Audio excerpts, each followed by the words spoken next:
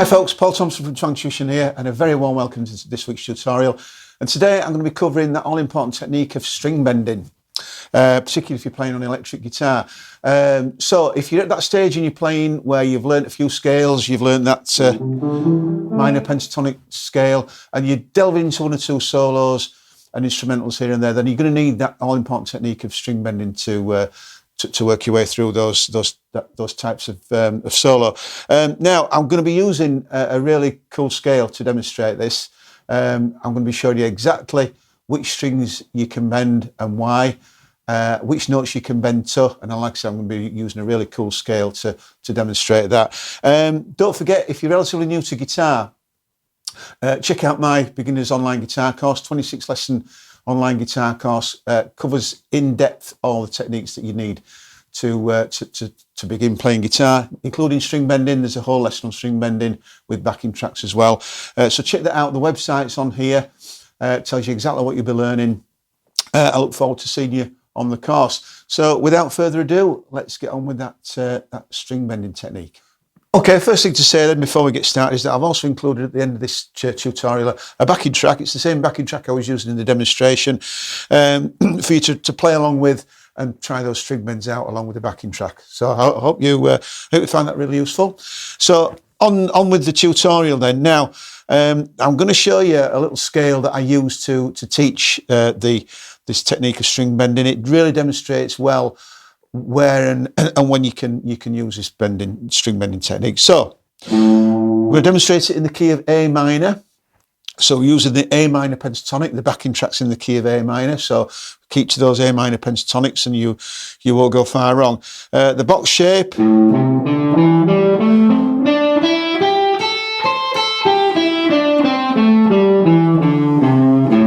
Which I'm presuming you pretty know, I'm presuming you'll be familiar with that shape because you're going to need a bit of scale knowledge to use this technique. But I'm going to show you a little variation on that scale called the A minor sliding pentatonic. Okay, and it goes like this. I'll demonstrate it in its entirety first.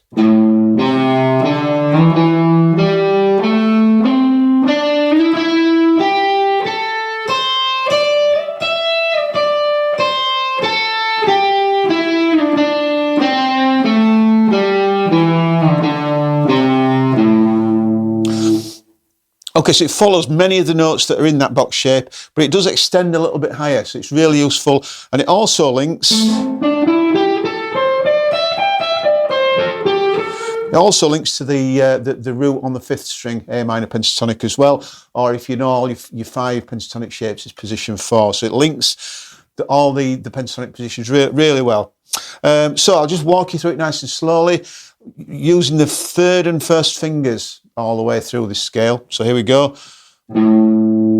Starting on the A with my third finger, coming back to the third fret on the fifth string, to the fifth fret on that same string with third finger. This is the first slide. I'm going to slide up to the seventh fret there, onto the next string,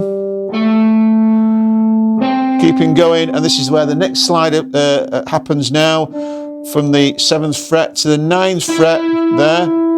Okay, and then with a little shift in position, my first finger's moving across a semitone onto that second string, the 8th fret to the 10th, to the 8th again, to the 10th, and that's my last slide up to the 12th fret there. And then back down, slide back down.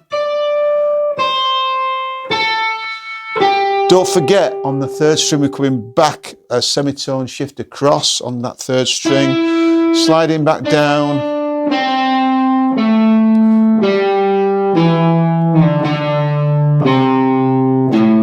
So back where we started on the A.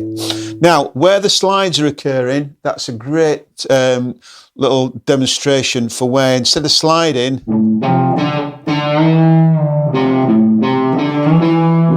we can put a bend in there instead of a slide. I'm not going to use that first slide on the fifth string. We can bend it, but it's quite difficult with the string being so thick and wound. So moving forward, I'm going to start the demonstration and the tutorial on the third string, okay, at the 7th fret, because that's where the second slide occurs. Okay, and when I bend the string, when I bend the note, the pitch of the note changes. And I'm aiming to change the pitch of that note to the next note in the scale. And that is the key rule in string bending. There has to be a note in front within the scale so you can bend that note up to it. So there's certain notes that we can't bend, and I'll explain that a little bit later on. So now what I'm doing here, I'm always going to bend with my third finger because it's my strongest one. But crucially, I'm going to have my first and second fingers behind for support. They're not doing anything to the note because the third finger's cancelling them out, being in front. So they're not doing anything with the note, my first and second fingers. They're just simply there for support, because if I don't put my first and second fingers behind, it's very difficult for my third finger to bend. And particularly if you're starting off and you're relatively new to this, you're going to have to build them some strength up in your fingers to execute that bending accurately. So first and second fingers behind. I like my thumb over for this technique as well. You can bend with it behind the neck, but I like my thumb over because I'm going to squeeze. I'm going to squeeze the string against the fretboard of my guitar, and then I'm going to push that note up. I'm going to push that string up. It doesn't matter if you impact the other strings. Okay, you're gonna touch those strings anyway. Can't avoid it. But we're aiming to pitch the note up to that note, which is the next note in the scale. Okay, and I'm judging that with my ear. So you've got to train your ear to hear that correct note. So if I bend it not quite far enough, not quite pitched correctly, and I could bend it too far, again not pitched correctly, so it won't sound quite right. So you've got to bend it.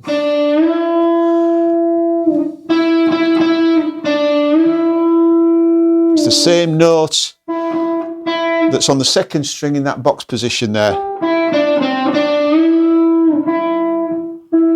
So both those are the same notes.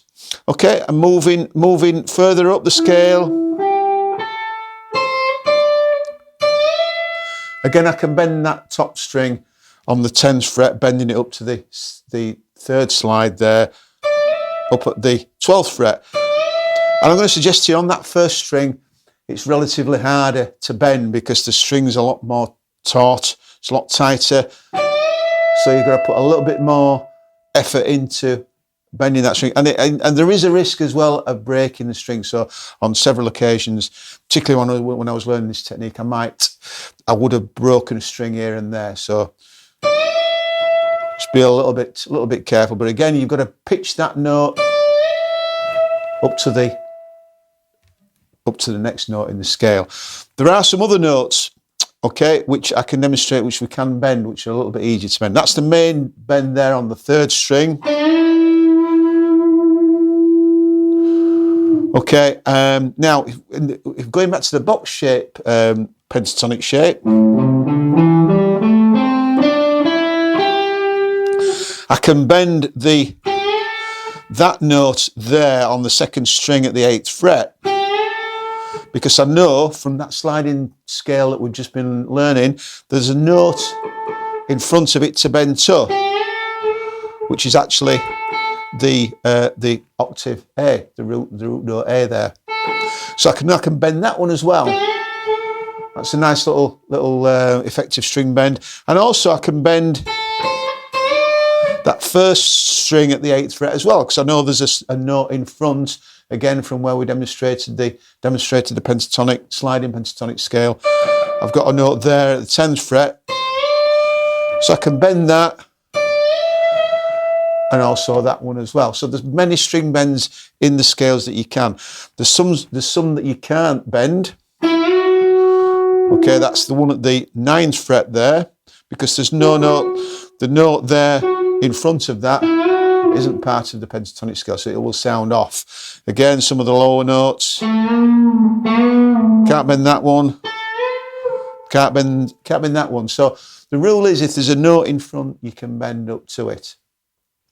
Okay, so practice those. Like I said, the easier one to to tackle is that note on the third string there. That's the easiest one.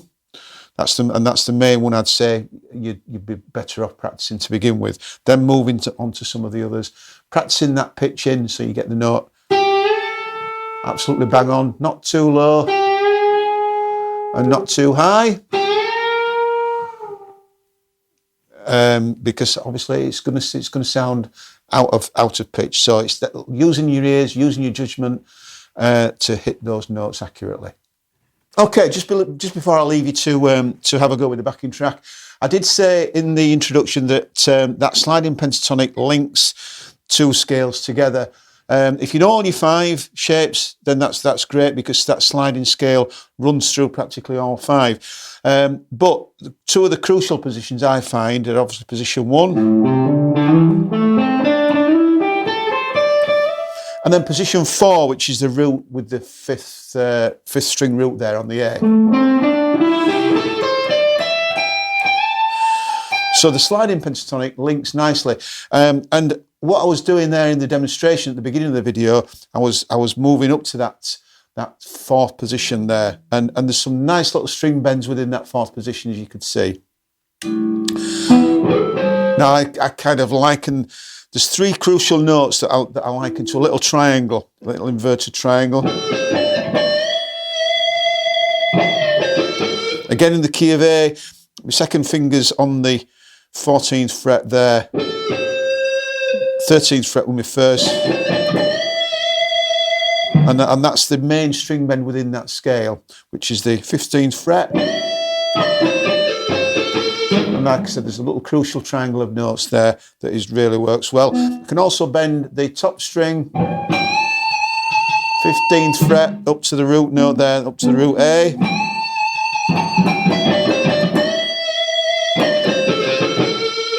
So some nice little bends in that position if you're familiar with the scale. Like I said, that sliding pentatonic really links them nicely. I was also using, just to finish off, if you're familiar with the natural minor scale,